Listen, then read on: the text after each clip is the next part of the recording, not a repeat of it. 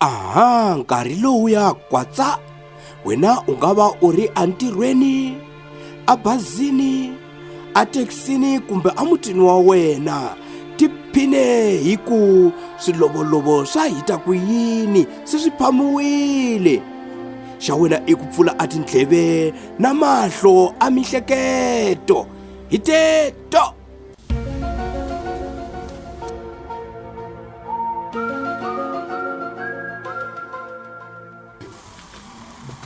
Kambe ku tirha wa tirha mfana loya ku vulavula ntiyiso.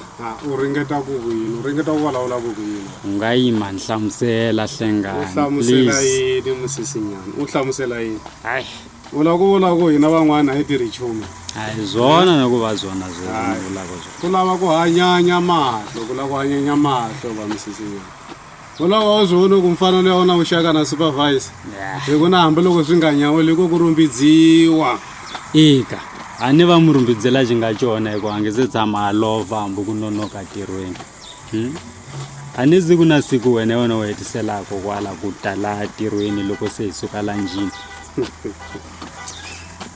Saka hi wona ri ati fanele ku va na lunch ne break hi rezo zwa ka tifanele. Ya, ndo ziri ku taura ka hama yako. Ndo veri ku taura. No, a ndizo zwa ndiri ku taura varume. Se u taura yini musisinyana? U taura yini? Hlamusela kahle ka hi vona. No zama ku vula ku na xikolo u fundile mfana loyi. A muvoni u pasile ni ku pasa u tlharihile.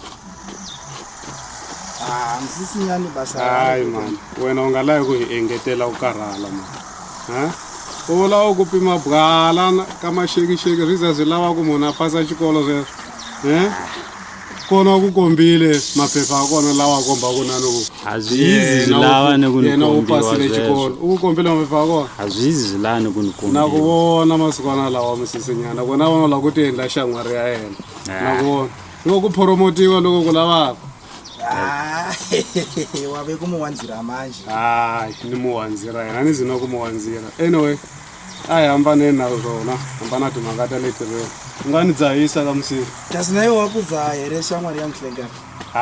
we ni dzahise kunene u hambana na leswo kasi a hi hindzile baweni hi nga thova mafisa ya le borowari ndo mutauri manje popiwa ku taura manje. hayi mina mi nga ni katsi kwalaho mi lava ku hindza nxaxevo na xinkwa leswi bya mabwala ya n'wina ndza byi vona hi mugqivela. wena va u kutulele kunene mfurho wa kona ntomo.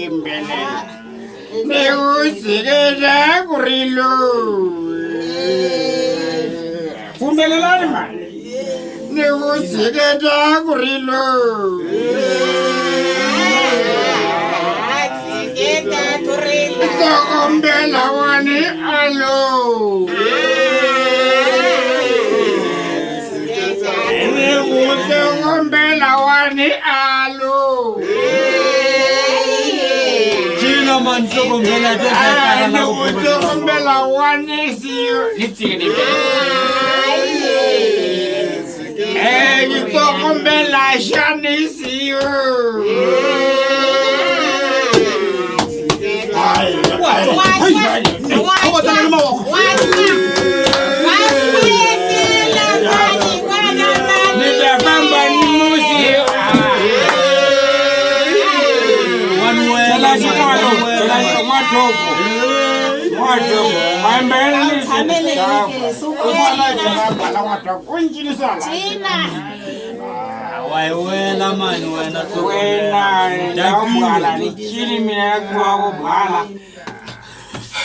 Ungachela xikalo n'wasi mati ni kadlata.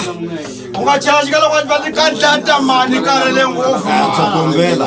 Ungaza ubhadla na kubhadla hi ku fela xikalo. Ayiwe. Loko ti yonkwesela. Wena gaba u lava ku na penga hi gaba wena mani. Se wena u vona swi endliwa hi munhu ti nga helela hi ku fayitela hansi. U fela xikalo Wena xikalo. ku gaba ri no cheka. Swi ni vavi mina no ku twela ku vava. Se huma ka mina gaba. Hambi loko ni na yona mali ya kona. Wena ni nga ku xaveli na yin'we. na kombela huma ka mina gaba nga kombela u nga zukwini. Huma ka mina u domula munhu gaba wena u domula munhu. Wa twa u domula mali. Ni dom. U ta tisola gaba mali. U ta gachivinzi. Ngozi baba gaba ri no cheka yini. Ha maka no gata gaba wena. Loko nga mtivi ka. Manga zitiri mani wena mani. Oh, on chavi wena. Wena. Ndilo wena ndo gembetela. So wantolo wena.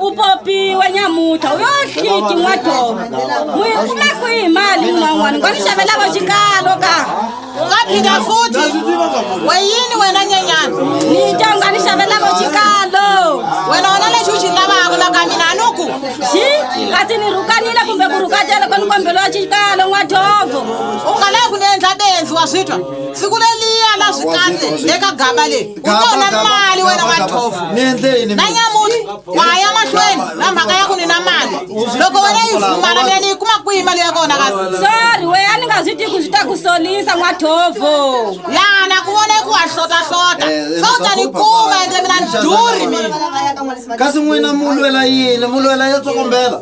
malume gabo mina ni fela ku nga ni xavela wa xikalo n'wadhovo yowe hi loko ku vukile na nyimama ya swikate siku leliya le ka n'wina le hi lexi college wa mhani mina ni ta ku rhera loko u nga ni tivi kahle wena nyenyani ni ta ku rhera wena banana a yi tikwa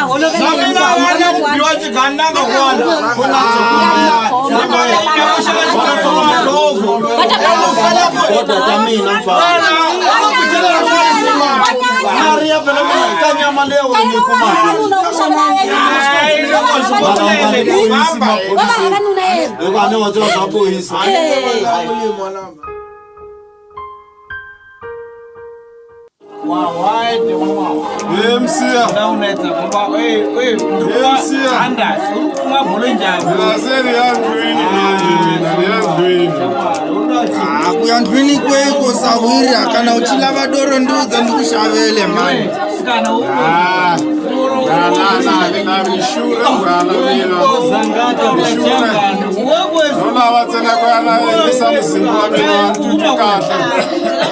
Ngoti na wena ugisi wa mfuhira sawira wa mina. Se utwa masese manje. Munhu wala ni khandi yo gisi wa mina mfana. Ari gisi wa mina.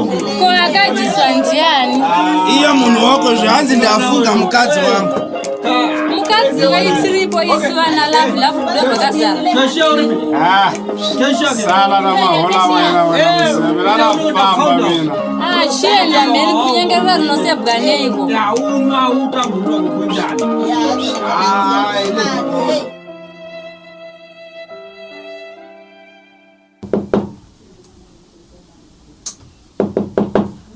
Navula we.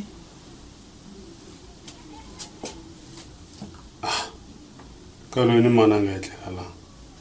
Imani ni watitiyosi la. Watitiyosi? Imina papa. Kuyendlekile yini ngotulukela humela kufana chifesa? Mashaniseko papa. Hiyo mhaka ni endlile wa xidlayi. Se mhaka hi tisela xitulu n'waxipeta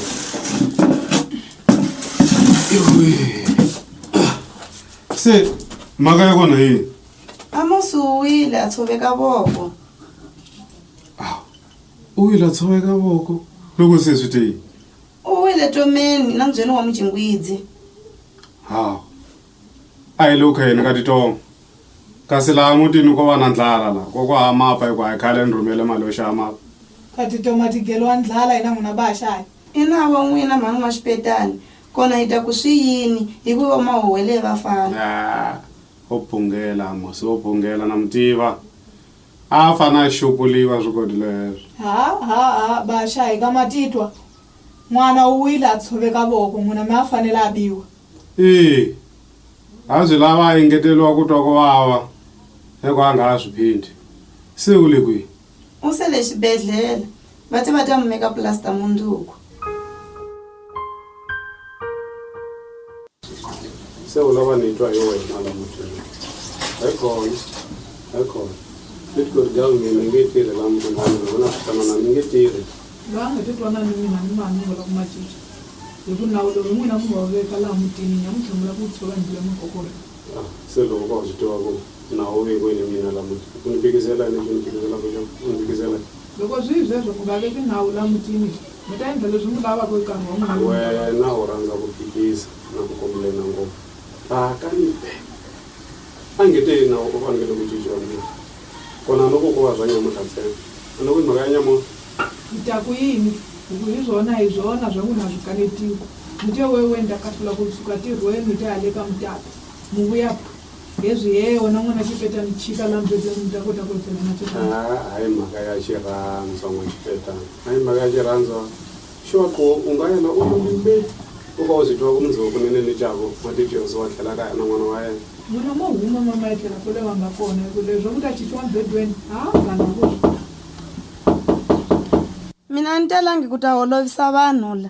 Nge ku nga ri ku vaviseka pike n'wana a nga wa a vaviseka ni hindiseliwa xibedhlele va ku a ta vekiwa plasta. A ni voni ku nge mi vonile na kondo wa mina na siku na rin'we la. So na kombela please mi nga holoveni hi mhaka ya mina. Mina ni ta tlela ni ri nexe n'wina tlelani kona kwaleyo. hayi wa mayinini va xahi vona va tsandzekaka ni tsandzeka kwihi a ni onhi no onha mina leswi ni vulavulaka sweswi swi fanele ku endliwa kusukela nyamuntlha ni kombela mu ni endlisa n'wina vavasati mi fanekele ku landzelela leswi ni vulavulaka se mhaka hi leyi nyamuntlha n'watitiyosi u ta etlela vona loyi a nga lavi ku endlisa leswi ni vulavulaka a hume a yela ku tivaka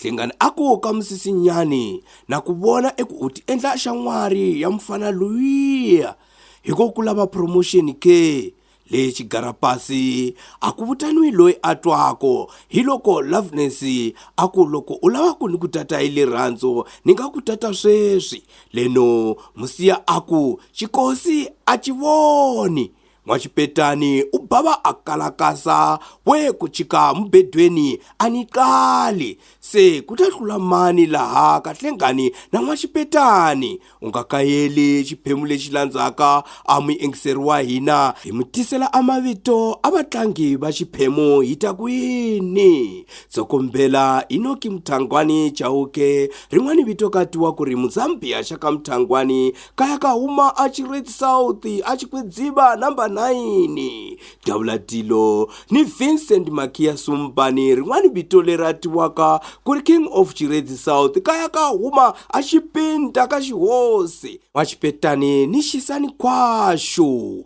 kaya Xireti South Xikwedziva ka Madakaje musiya u tiwa ku ri Wilberforce Mujaji kaya Xireti East Hlanganani High School ka Muteyo Muzaya ni Tambudzai Maduwa Ndlovu kaya Xireti South a Xikhovo n'watitiyosi ni Charlotte Lisenga Xikomba rin'wani vito atiwa ku ri Mama Billion kaya ka huma Chirezi South a Xigwedziva n'wali Smati ni Progress Mutileni kaya ka huma andhaweni ya le a Xikhovo ka Raiteni ka tiwa hi vito rin'wana ra Queen Progi Hlengweni kumbe ku Mutape ni mulunghisi Ovete Sithole kaya Chirezi South a xipinda ka Xihose Musisinyani hi loyi a twiwa ku ri Flexible hi nga rin'wani vito ku nga Best Delegate kaya Chirezi South ka Makhosiya Dayi hi loyi a twiwa ku ri Thomas Mabasa rin'wani vito ku nga Billion la Jesti kaya Chirezi South ka Makhosiya Aleki hi loyi a twiwa ku ri Coles Mabasa kaya Chirezi South ka Makhosiya mun'wanyani ni Loveness loyi a twiwa ku ri Xupai Chikonya rin'wani vito a twiwa ku ri Khensani kaya ka huma Chirezi East Hlanganani High ka Muteyo mun'wanyani ni N'wathovo ku nga Rosemary Mulayiwa Chirezi South Chipinda ka Xihosi ku tlhela ku hetisela ni Gapa Rinocheka ku nga Khetani Hatlani Chauke kaya ka huma Chirezi South Xigwedziva D1 xitori xi va ka xi humelerisiwa hi lava va va ko ka va landzela ku nga mulunghisi Sithole Flexible hinga ku nga Best Delegate Thomas Mabasa ku nga Billion la Jesti kambe mutsali wa xitori ku ri mulunghisi Sithole kambe ka xi ta humelerisiwa andhaweni ya le Coast Studio hi Billion la Jesti na Best Delegate.